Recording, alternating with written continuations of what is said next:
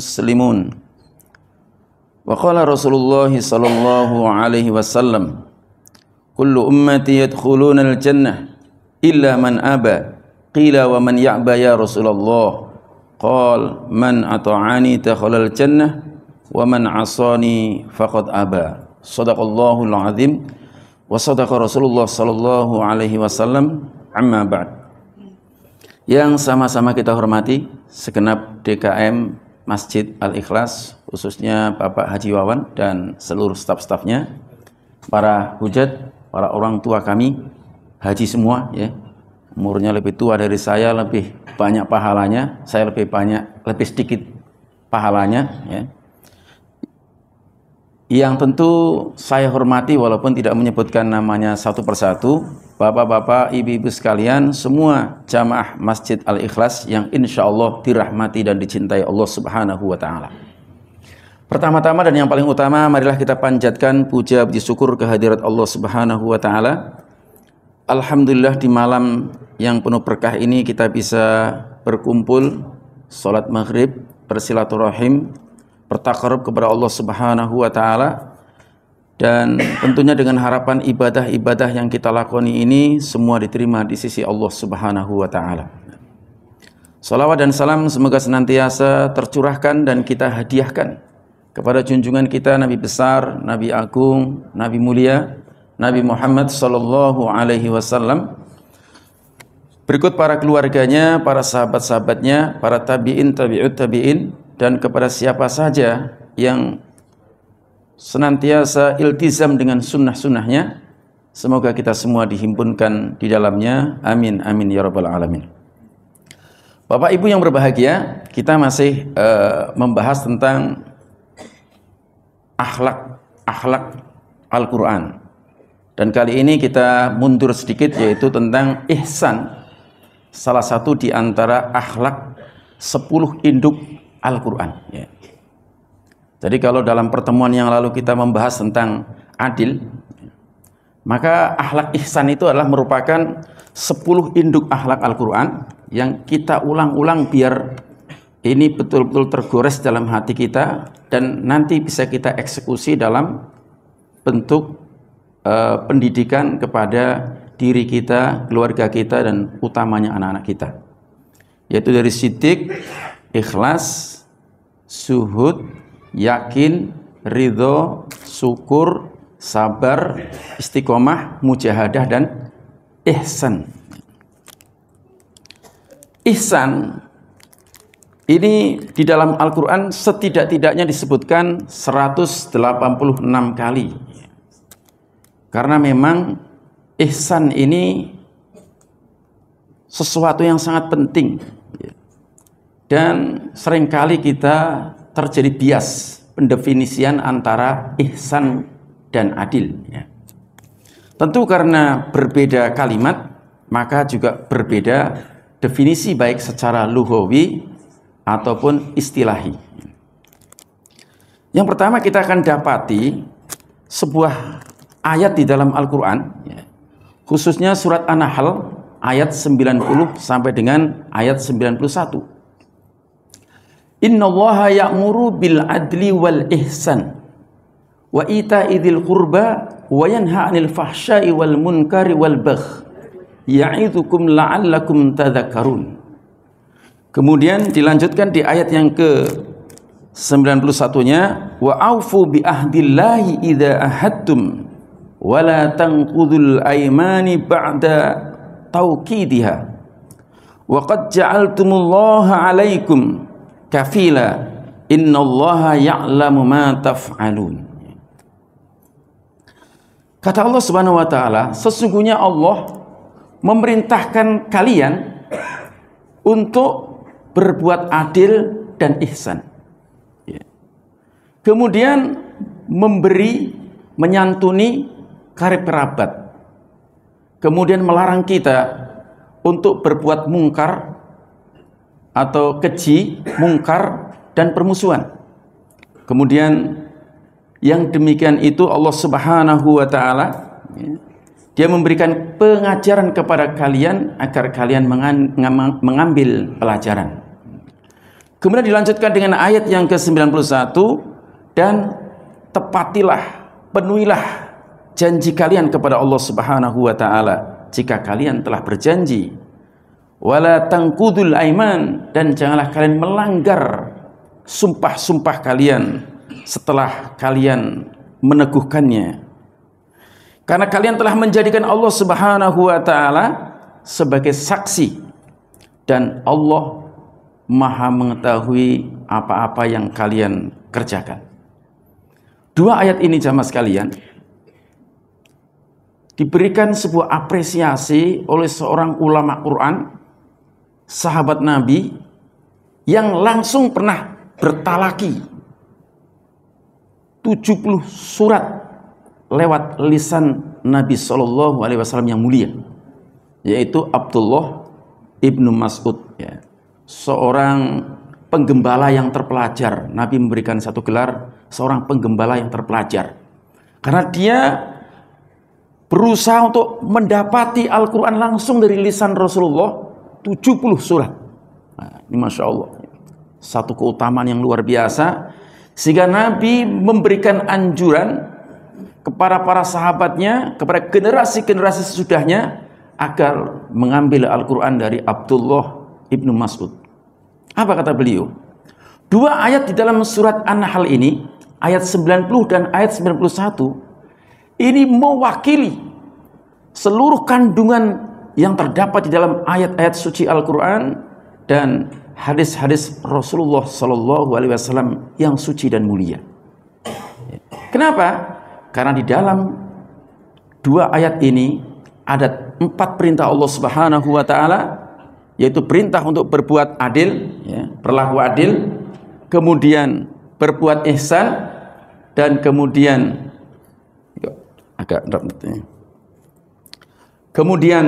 untuk senantiasa menepati janji dan memberikan kepada karib keluarga dekat. Adapun 3 larangannya adalah larangan berbuat keji, larangan berbuat mungkar, dan larangan permusuhan. Maka dari ini kalau kemudian di breakdown, dia adalah merupakan ibadah yang di dalamnya terkandung terkait tentang perintah dan larangan-larangan dari Allah Subhanahu wa taala. Itulah sebabnya maka di dalam khutbah-khutbah Jumat, ya, khususnya di khutbah yang kedua, senantiasa ditutup dengan satu kalimat, karena kalimat itu seakan-akan dia memberikan nasihat yang mencakup seluruh kandungan Al-Quran dan kandungan sunnah-sunnah Rasulullah Sallallahu Alaihi Wasallam, yaitu dengan mengatakan innallaha ya'murukum bil adli wal ihsan wa ita'idil qurba wa yanha 'anil fahsya'i wal munkari wal baghi ya'idukum la'allakum tadhakkarun, ditambah fadhkuruni adzkurukum, dan seterusnya. Jadi jamaah sekalian, Abdullah ibnu Mas'ud memang bisa memberikan satu kesimpulan, karena begitu seringnya beliau, begitu intimnya beliau, begitu kuat interaksinya dengan Al-Quranul Karim. Sebagaimana juga, ya, beliau pernah memberikan satu apresiasi, satu penegasan, bahwa ada satu ayat di dalam surat Az-Zumar, tepatnya di ayat yang ke-53, ya. Tepatnya di ayat yang ke-53, yaitu ketika Allah Subhanahu wa taala berfirman, "Qul ya ibadiyalladzina asrafu ala anfusihim la taqnatu min rahmatillah innallaha yaghfiru dzunuba jami'a innahu huwal ghafurur rahim." Katakanlah wahai Muhammad kepada hamba-hambaku yang telah melampaui batas berbuat zalim terhadap diri mereka sendiri, janganlah berputus asa terhadap rahmat Allah Subhanahu wa taala, karena sesungguhnya Allah Maha Pengampun lagi Maha Penyayang, dan Dia mengampuni seluruh dosa-dosa. Dia Maha Pengampun lagi Maha Penyayang. Jadi inilah beberapa ayat-ayat yang diberikan kesaksian oleh Abdullah ibnu Mas'ud. Sebelum kita membahas ihsan lebih dalam, tentu kita berangkat dari sebuah ta'rif, definisi.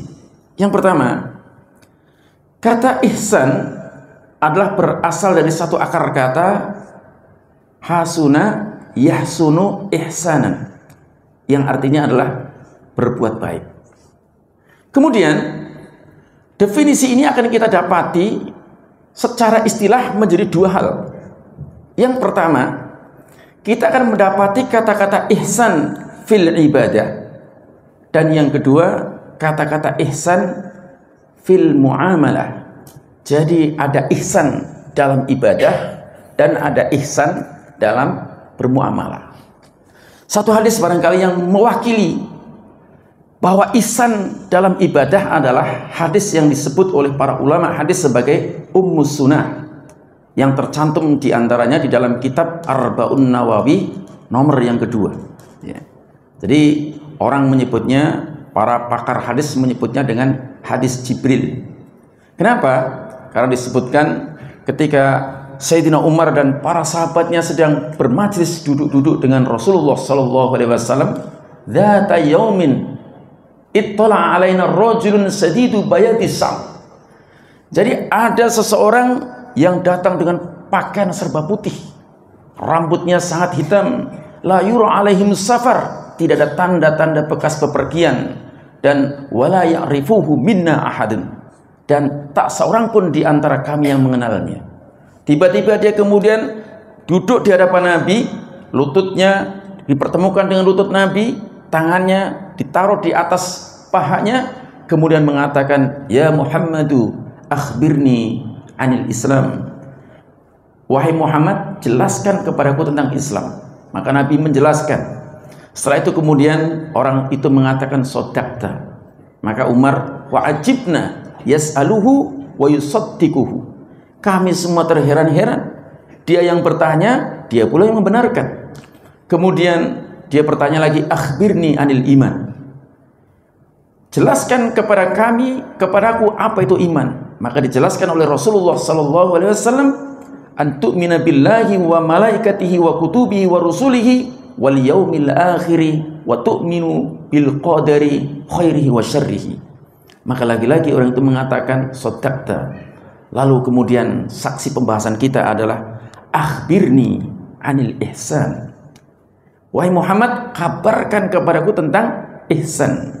Maka Nabi menjawab, "Anta'buda ka'annaka taroh, anta'budallah ka'annaka taroh, fa illam tarahu fa innahu yaraka." Ihsan adalah engkau beribadah seakan-akan melihat Allah. Ketika engkau tidak melihatnya, maka pastikan bahwa Allah Subhanahu wa taala melihatmu. Jadi dari definisi ini, maka ini adalah merupakan definisi ihsan fi ibadatillah. Yaitu yang pertama, makna pertama adalah bahwa ihsan adalah adanya satu keyakinan musyahadatullah, bahwa kita melihat Allah Subhanahu wa taala. Bagaimana cara melihatnya? Maka para ulama-ulama hadis mensarah, yaitu kita melihat sifat-sifat keagungan, kebesaran Allah Subhanahu wa taala di alam semesta ini yang bisa kita saksikan. Bagaimana Allah Subhanahu wa taala menurunkan hujan, bagaimana Allah menjadikan kering seperti hari ini. Ini semua adalah merupakan sifat-sifat keagungan Allah Subhanahu wa taala. Dan oleh karenanya, maka musyahadatullah, kita menyaksikan Allah itu betul-betul dengan sifat-sifat kebesaran dan keagungan Allah Subhanahu wa taala. Kemudian yang kedua, musyahadatullah itu bisa kita capai seakan-akan kita berdiri di hadapan Allah Subhanahu wa taala. Yang apapun yang kita lakukan, semua ada dalam bingkai penguasaan, penglihatan, tatapan dan cengkeraman Allah Subhanahu wa taala. Sehingga kita akan memiliki jiddiyah, kesungguhan dalam bermunajat kepada Allah Subhanahu wa taala. Maka ketika kita merasa bersungguh-sungguh ketika bermunajat kepada Allah Subhanahu wa taala, hakikatnya kebaikan kesungguhan kita itu akan terpulang kepada kita. Sebagaimana firman Allah dalam surat Al-Isra ayat yang ke-7, "In ahsantum ahsantum fali anfusikum wa in asatum falaha." Jika kalian berbuat kebaikan, maka kebaikan itu akan terpantul kepada kamu lagi. Dan siapa yang berbuat keburukan, kejahatan, tidaklah kejahatan itu selain juga akan berpulang pada dirinya sendiri. Oleh karena itu maka makna kaitan yang pertama adalah muzahadatullah, yaitu kita melihat Allah Subhanahu wa taala. Kemudian makna yang kedua adalah muraqabatullah. Kalau kita tidak bisa melihat Allah, pastikan bahwa Allah selalu melihat kita. Kehadiran Allah Subhanahu wa taala hari ini dengan satu teknologi, sudah ada CCTV. Bagaimana kita merasakan adanya kepengawasan CCTV bisa di-setel ulang? Maka cengkeraman Allah, kepengawasan Allah itu lebih kuat sekali. Dan Allah nyatakan di dalam surat Qaf, surat 50 ayat yang ke-16, wa laqad khalaqnal insana wa na'lamu ma tuwaswisu bihi nafsuhu wa nahnu aqrabu ilaihil warid. Dan sungguh kami telah menciptakan manusia dan kami mengetahui bisikan-bisikan, ucapan-ucapan, dan kami lebih dekat dari urat lehernya. Artinya Allah Subhanahu wa taala senantiasa melihat kita, mengawasi kita. Bahkan di ayat yang ke-18 Allah juga punya malaikat, ma yalfidhu min qaulin illa ladaihi raqibun atid. Tidaklah satu ucapan yang terucap dari lisan kita, kata kata syukur, kata pujian, tasbih, tahlil, solawat, melainkan ditulis oleh malaikat yang senantiasa mencatatnya. Dan itu nanti akan disidangkan kembali. Jadi ini adalah definisi yang terkait dengan istilah fil ibadah mengenai tentang ihsan. Kemudian yang kedua, Bapak Ibu sekalian yang berbahagia, adalah kaitannya dengan al-ihsan fil muamalah. Bagaimana kita berbuat baik dalam muamalah?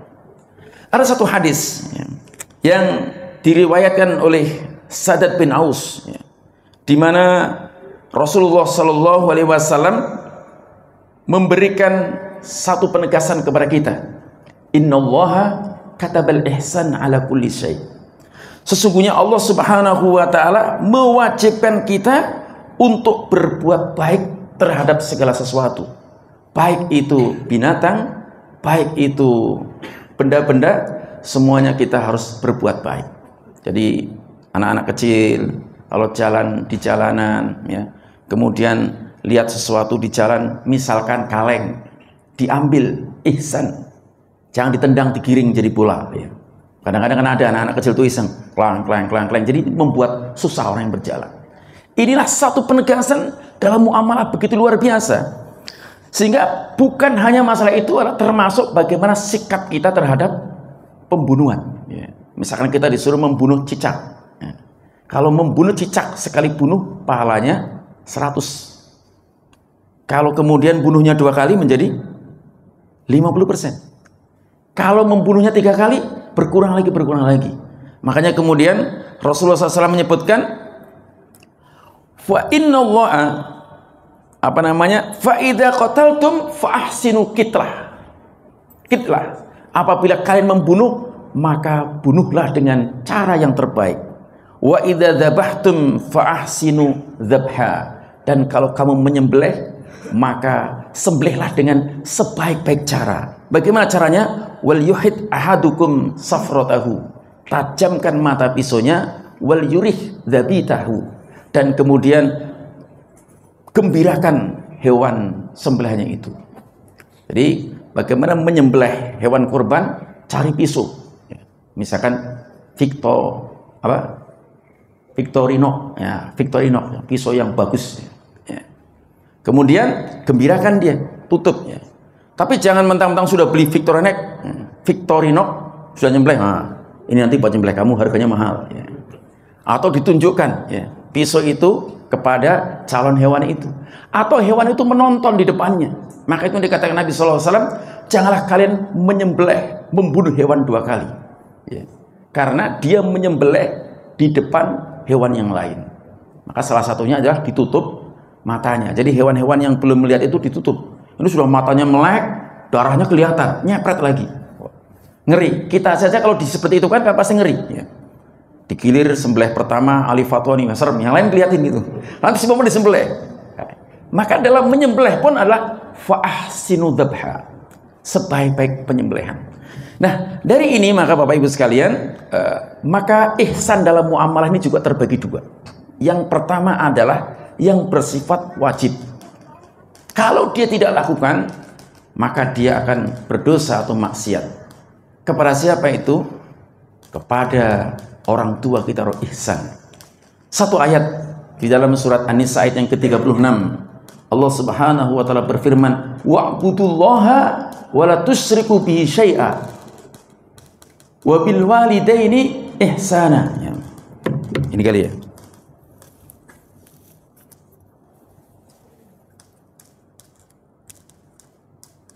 Oh, masih punya lagi nih. Wa'budullaha wa la tusyriku bihi syai'a wa bil walidaini ihsana. Dan sembahlah Allah Subhanahu wa taala dan jangan menyekutukan dengan sesuatu apapun, dan kepada kedua orang tua berlaku baiklah. Jadi ihsan. Nah, dari sini kita akan mengenal definisi ihsan secara umum ya. Tapi sebelum definisi ihsan, kita mendefinisikan adil, karena adil itu merupakan anak daripada ihsan ya. Hah? Oh, lagi ada bunyi tersendiri ya. Bapak Ibu sekalian, ketika Allah Subhanahu wa taala berfirman, "Innallaha ya'murukum bil adli", maka makna adil adalah hak yang bersangkutan yang harus disampaikan dan dikembalikan kepada yang bersangkutan secara sempurna. Itulah adil. Dan adil tidak mesti sama, mesti seperti ini misalkan ya. Makna adil secara bahasa adalah tebusan. Kita punya anak kuliah 1, SMA 1, TK 1. Maka hak tebusan seorang yang kuliah kebutuhannya kira-kira 100.000.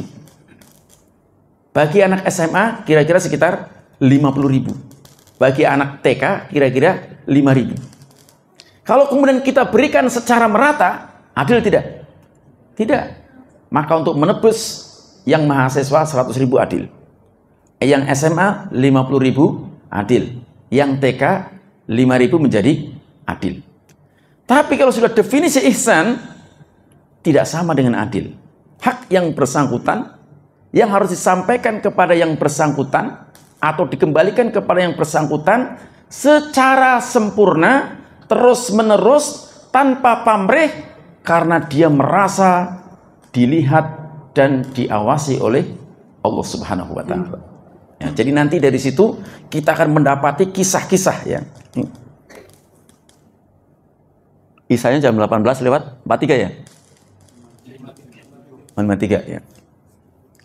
Jadi dari sini kita nanti akan merumuskan kisah-kisah ya.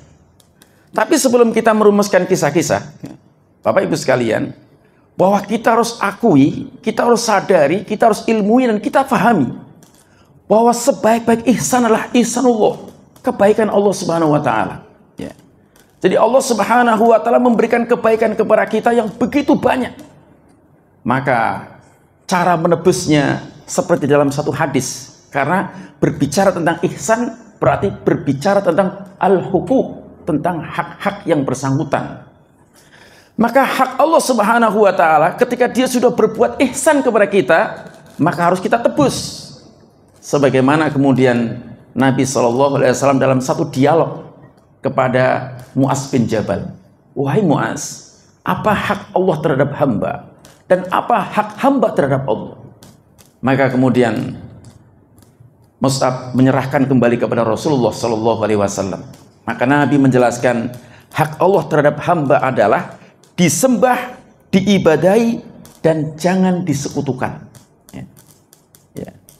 Lalu ketika seorang hamba itu sudah menyembah Allah dan tidak menyekutukannya, maka hak hamba terhadap Allah adalah Allah memasukkan dia ke dalam surga. Dengan kata lain, di antara hak Allah Subhanahu wa taala itu ada yang memang pakem ya. Disembah, tidak disekutukan ya. Maka Allah mensyariatkan dengan syariatnya sholat 5 waktu. Kalau kita hanya sholat 5 waktu, itu masih dalam kategori adil. Maka kita diperintahkan untuk melaksanakan juga sholat sunnah rawatib, sholat sunnah nawafil, sholat sunnah mutlak yang lain-lain. Agar apa? Agar kita mendapatkan kebaikan, yang kebaikan itu akan terpulang kepada kita.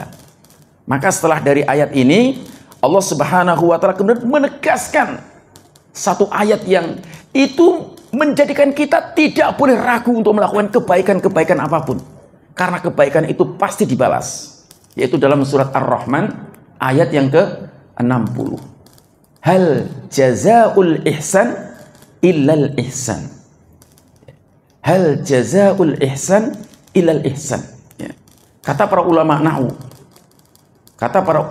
nahwu, kalimat huruf hal atau disebut dengan istifham, tanda tanya, setelah di tengahnya atau sesudahnya ada kata-kata illah, harfu illah, maka kata-kata hal bukan bermakna apakah, tapi bermakna tidak ada, menafikan. Artinya apa? Hal jazaul ihsan ilal ihsan, artinya tidak ada kebaikan yang kita lakukan kecuali dia akan dibalas dengan kebaikan pula. Itu.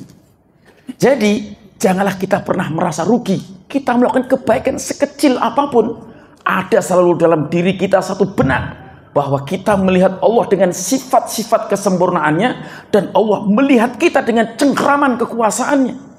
Sehingga sekecil apapun kita berbuat, maka semua pasti ada dalam bingkai pengetahuan Allah Subhanahu wa Ta'ala. Faman ya'mal misqala dzarratin khairan yarah wa may ya'mal misqala dzarratin syarran yarah. Jadi akan dibingkai dengan itu semua. Maka nanti kita akan dapati dalam kisah-kisah salafus saleh.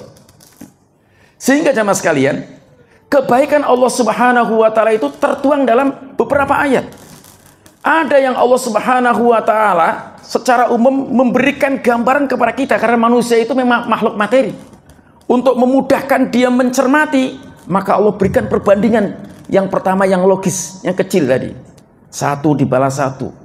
Tapi ada Allah membalas satu kebaikan dibalas dengan 10. Seperti dalam surat Al-An'am ayat 160. Man ja'a bil hasanati falahu asyru amsalihha. Bagaimana ketika orang datang membawa satu kebaikan di hadapan Allah Subhanahu wa Ta'ala, maka Allah Subhanahu wa Ta'ala membalas, mendatangkan dengan 10 kali kebaikan. Dan kebaikan itu bisa kita hadirkan ketika nanti Bapak pulang dari sini atau sambil jalan kita murojaah Al-Quran. Man qara harfan min kitabillah falahu hasanatun wal hasanatu bi asri amsalihha. Tidaklah seseorang membaca satu huruf dari kitab Allah Subhanahu wa Ta'ala, melainkan dia mendapatkan satu kebaikan, dan satu kebaikan dilipatkan menjadi 10 kebaikan.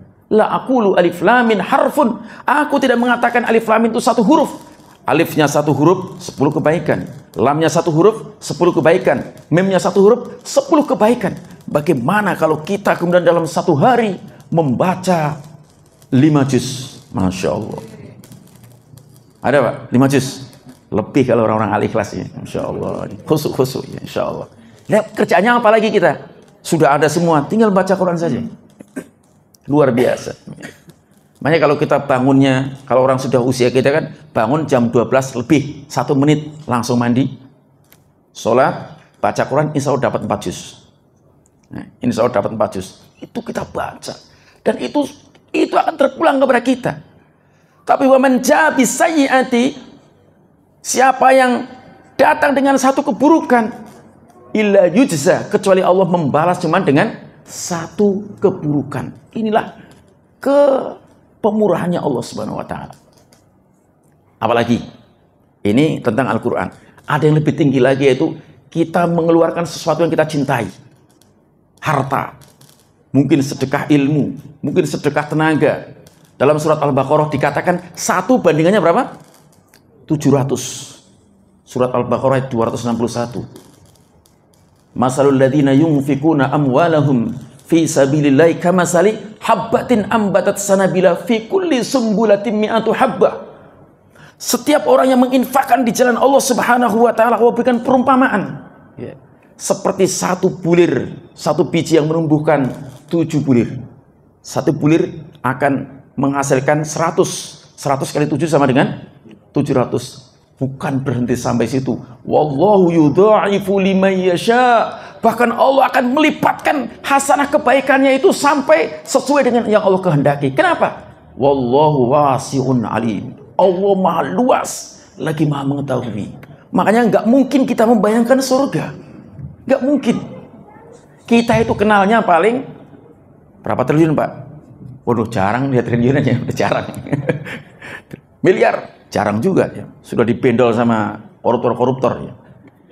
Tapi nanti suatu saat, ya, insya Allah suatu saat nanti kita menikah akan dibiayai, dikasih rumah, dikasih kendaraan suatu saat insya Allah. Ya. Ini, kalau semua sudah berlaku ihsan insya Allah. Bahkan di dalam surat Al-Baqarah ayat yang ke-245, kelipatannya banyak. Man dzalladzi yuqridullaha qardan hasana fayudha'ifu lahu ad'afan katsira. Siapa yang meminjamkan pinjaman kepada Allah Subhanahu wa taala, padahal duit kita duitnya Allah. Ya. Kita meminjamkan ke Al-Ikhlas untuk buka puasa, kita meminjamkan Al-Ikhlas untuk bayar AC, kita meminjamkan Al-Ikhlas untuk keperluan-keperluan di jalan Allah Subhanahu wa taala, Allah melipatkan yang banyak sekali. Bagaimana itu? Ketika ihsan kita betul-betul sudah sampai kepada parameter tinggi. Makanya tahapan ihsan ini akan lahir dari bawah. Islam, iman, ihsan. Makanya Nabi mengatakan dalam satu hadis, satu kalimat yang singkat, akmalul mu'minina imanuhum ahsanuhum khuluquh. Kesempurnaan iman seseorang muslim adalah yang paling baik akhlaknya, yaitu akhlaknya terhadap Allah, akhlaknya terhadap makhluk-makhluk Allah Subhanahu wa taala. Maka Bapak Ibu sekalian, karena waktu sudah mendekati penghabisan, untuk memperkuat ini perlu kita hadirkan kisah-kisah yang dengan kisah-kisah itu nanti akan liyusabbit, akan meneguhkan hati kita sebagaimana Nabi dihibur oleh Allah dalam kisah-kisah di dalam Al-Qur'anul Karim.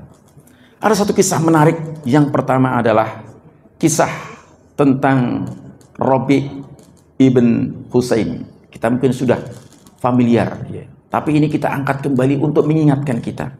Seorang ulama besar, murid dari para sahabat-sahabat besar, Abdullah ibnu Mas'ud, Abdullah ibnu Abbas, Abu Hurairah. Di masa tuanya, ulama luar biasa ibadahnya. Di masa tuanya stroke. Jadi penyakit stroke nggak masalah. Ada ternyata dicontoh, ya, diderita oleh seorang bernama Rabi' ibnu Husain. Ya. Ketika ada seorang muridnya yang didatangi oleh seseorang yang belajar, namanya Hilal, maka diantar ke rumahnya. Dia duduk, dan Rabi' ini sangat irit berbicara.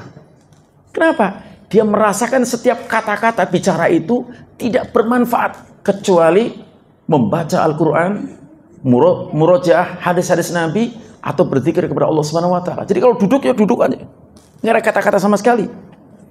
Sampai kemudian si anak ini mendapatkan pesan dari ibunya membuatkan makanan yang disukai, ya, sejenis kayak puding, ya, dibuatkan. Begitu dihadirkan, ya, Bapak, ibunda, walaupun seperti ini dia tetap setia. Ini ibunda yang ihsan. Ya. Walaupun suaminya sudah stroke, ya, tapi ibunda ini tetap berbakti pada suaminya, membuatkan makanan kesukaan. Apakah ayahanda mau makan? Dalam rangka untuk memberikan apresiasi kepada ibunda. Oh tentu. Maka si tamunya menyaksikan. Begitu dibawa satu nampan puding di hadapannya, berbarangan itu ada yang mengetuk pintu. Ternyata yang mengetuk pintu adalah seorang pengemis setengah gila. Diperkirakan setengah gila. Air liurnya netes-netes. Terus kelakuannya. Begitu dihidangkan, ada yang mengetuk, apa? Kata si Rabi'. Ya. Serahkan kepada orang itu, tawarkan satu nampan ya, kirain biar diambil beberapa, dicicipin, nggak tahu dimakan semua, sampai air liurnya jatuh ke nampan itu. Ini anak ini ngeliatin dongol-dongol dikit anaknya. Setelah selesai kemudian anaknya ini luar biasa.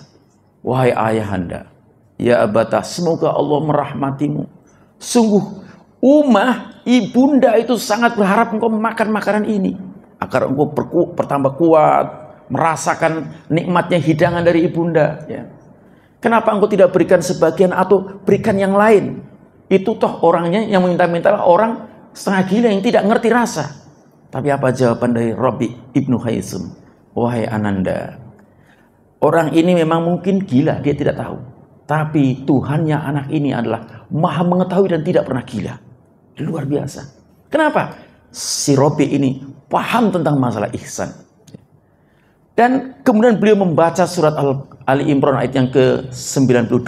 Lan tanalul birra hatta tunfiqu mimma tuhibbun.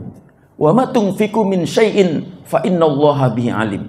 Demi Allah, tidak sekali-kali tidak akan sampai kepada kebaikan sampai seseorang itu meninfakkan, memberikan, mensedekahkan sesuatu yang paling dia cintai. Dan anakku, ini adalah yang paling saya cintai, masakan dari ibumu. Saya mengapresiasinya karena kita semua ingin mengharapkan apa yang lebih dari Allah Subhanahu wa taala, maka kita berikan kepada si pengemis tadi. Jadi ini kisah ini mendekatkan kepada kita. Bagaimana dengan kisah itu kita merasakan luar biasa. Kemudian kisah yang berikutnya barangkali adalah kisah tentang ihsan seorang yang sudah hafal kita, tapi kita angkat kembali, yaitu kisah Umar bin Khattab yang senantiasa melakukan hirasa. Jadi seorang pemimpin yang ihsan, ketika dia ditugasi, habis kan waktunya? Sebentar saya selesaikan ya. Ketika ditugasi menjadi pemimpin, dia nggak bisa tidur. Kenapa? Karena dia takut nanti dia mempertanggungjawabkan di hadapan Allah. Jangan-jangan ada rakyatnya yang melakukan perbuatan mungkar. Jangan-jangan ada rakyatnya yang kelaparan. Maka ternyata ketika beliau radhiyallahu anhu itu jalan di tengah kegelapan malam, tiba-tiba didapati sebuah diskusi seorang ibu dan anak gadis. Ibunya berharap mendapat keuntungan yang banyak, mencampur susu dengan air. Tapi anak gadis ini, yang ada lagi kira-kira di Al-Ikhlas yang ada. Kalau ada boleh nih, Pak. Kita nikahkan yang ini. Ini nggak mau. Kenapa? Dengan dalih Umar bin Khattab melarang perbuatan seperti ini. Kata ibunya, kan Umar nggak ada. Tapi dia mengatakan, wa aina Allah? Di mana Allah? Inilah sifat muraqabatullah. Inilah ihsan yang sudah menjelma menjadi satu perbuatan. Sehingga dia katakan itu sebagai satu hal yang tidak bisa dirubah-rubah. Maka dengan itu Umar nandain rumahnya, pulang ke rumah yang dicari bujangan. Ini bujangan masih banyak kan? Masya Allah. Cari bujangan ya. Jadi bujangan-bujangan kalau ada wanita kayak gini, walaupun umurnya 70 tahun, nikahi. Keren juga ya kalau gini. Ya ini yang penting ihsan. Jadi kenapa Sayyidina Umar mengharapkan keberkahannya? Ala kulli hal, Bapak Ibu sekalian, banyak kisah-kisah itu nanti bisa kita baca sendiri, kita perkaya sendiri. Tapi kita punya satu gambaran bahwa ihsan itu nanti melahirkan amanah dan melahirkan sifat adil. Amanah dan adil adalah seperti dua sisi mata uang yang tidak bisa dipisah-pisahkan. Maka hari ini dengan kita terus-menerus mengulang Al-Quran, ada 10 induk akhlak Al-Quran, itu harus diinternalisasikan pada diri kita, keluarga kita, sampai akhirnya yang melangkah, yang berbuat, semua adalah mencerminkan pancaran-pancaran 30 juz dari Al-Quran. Terima kasih atas segala perhatian. Mohon maaf atas segala kekurangan yang benar datang semata-mata dari Allah Subhanahu wa taala. Dan mari sama-sama nakhtim bi kifaratil masjid, bi kifaratil majlis. Subhanakallahumma wa bihamdik asyhadu an la ilaha illa anta astaghfiruka wa atubu ilaik. Wassalamualaikum warahmatullahi wabarakatuh.